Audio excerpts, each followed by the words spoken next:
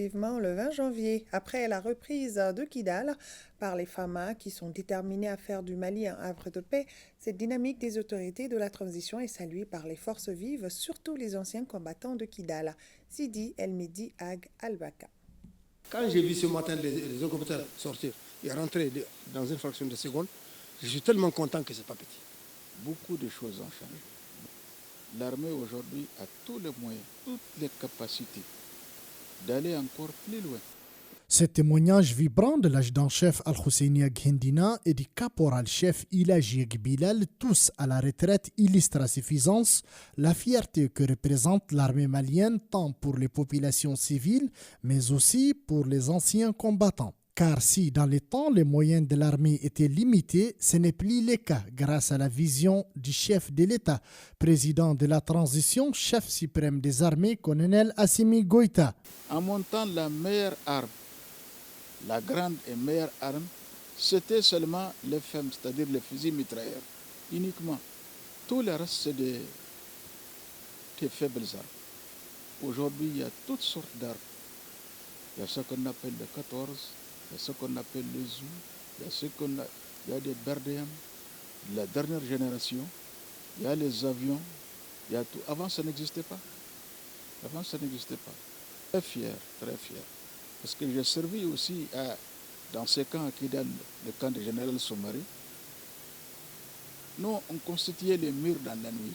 Toutes les compagnies et les sections. Pendant l'insécurité, on s'est couché nous-mêmes en occupant la surface du camp.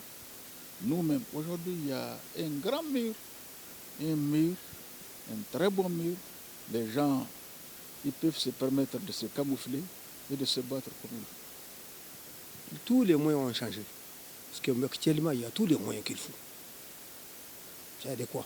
Mais avant, nous, on fait les trous pour les camps.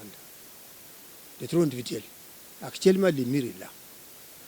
Merci Dieu. Avec les 5 colonels là, il y a eu les murs, il y a eu l'armement, il y a eu les véhicules, il y a eu tout ce qu'il faut.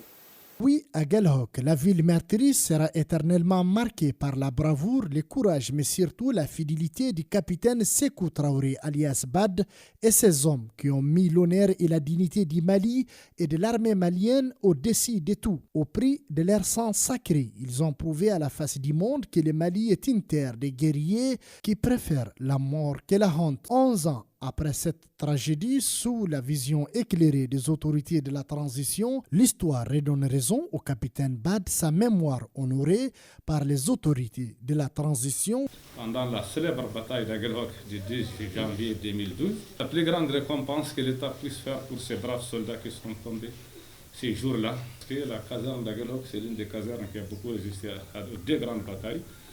Donc, il faut remercier cette initiative, il faut la saluer. Oui, à Guelhok, les FAMA ont lavé l'affront. Le mercredi 20 décembre 2023, cette victoire est une étape importante dans le processus de reconquête du territoire national par l'armée malienne. Le courage de ces 5 colonels qui ont permis au Mali de couvrir sa souveraineté. Si on me dit rentrer tout ce que je prends la tenue retrouver. L'armée, maintenant, il a des moyens. Il a repris à Guelhok, de plein fouillé. Sans murmure, sans rien.